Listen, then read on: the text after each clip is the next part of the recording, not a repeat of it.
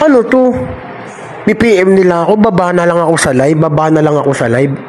Iwasan ko na lang. Puta, ako yung taga, ako yung bababa. Ano ba naman itong mga taong to?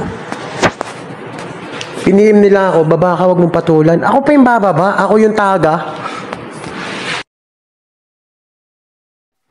Oo nga, si Mami CM nga nagpaano sa akin, bumaba ka na lang.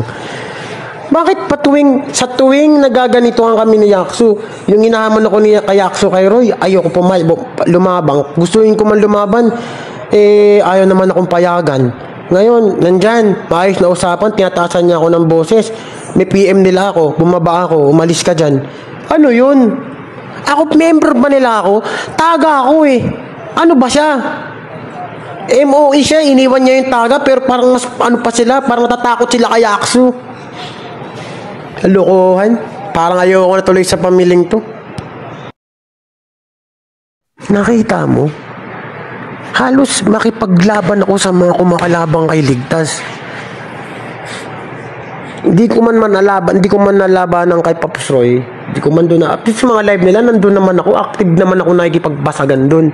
Wala naman ako dapat patunayan kung ano ba. Ang importante, nakipagbasagan ako sa kanila. Bakit ganun? Ba't parang ako pa yung nagmukhang masama? Na si Yaksu nagtaas ng boses bigla. Siyempre papatulang ko, halangan namang hayaan ko lang siya bilang isang banal.